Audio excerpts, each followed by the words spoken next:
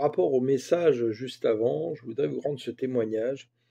En 2012, j'ai été embauché dans une société comme responsable commercial France, alors qu'avant, je ramassais les poubelles et beaucoup ne voulaient pas faire ce travail. Moi, j'ai accepté de le faire. Donc, je me suis humilié. Vous voyez comment Dieu vous élève. Je suis passé du statut de celui qui ramassait les poubelles à responsable commercial France dans une société.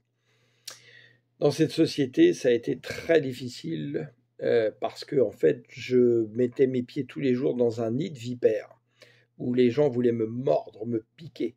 Mes patrons eux-mêmes m'avaient embauché pour changer les choses, pour mettre des coups de pied dans la fourmilière, mais ils n'aimaient pas que les fourmis, en fait, soient dérangées.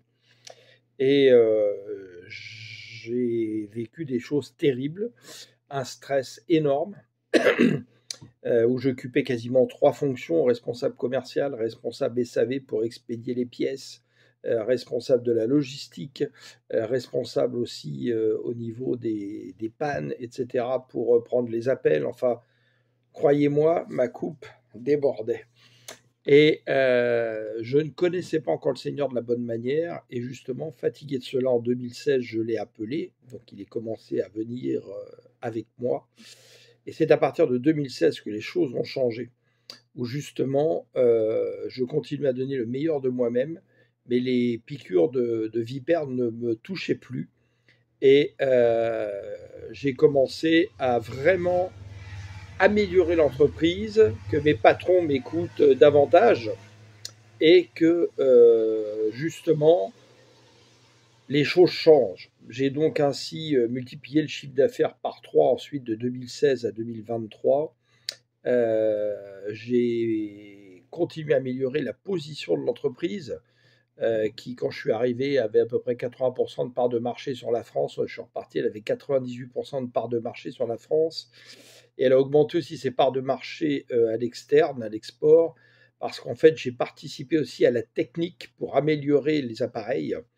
Et ensuite, que ce soit le bureau d'études qui travaille avec les idées qui me venaient. Mais ces idées, toutes ces choses, cela venait pas de moi, c'était le Seigneur qui me donnait cette sagesse et cette intelligence.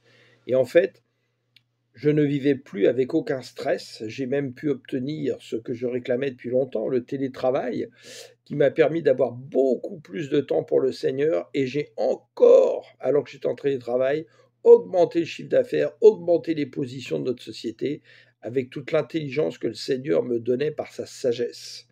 Donc voilà, je voulais vous témoigner de ça pour que justement, nous avons tous vécu des moments terribles parfois dans le travail.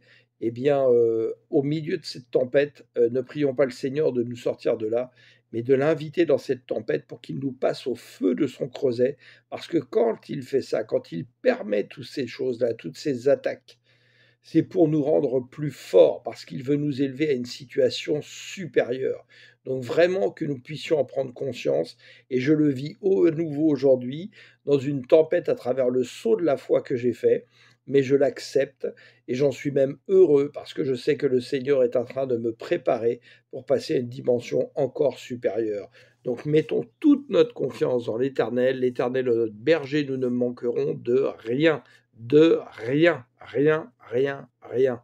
Gloire à Dieu, gloire à notre Seigneur de gloire, Jésus, gloire à notre Père céleste, et merci au Saint-Esprit. Alléluia.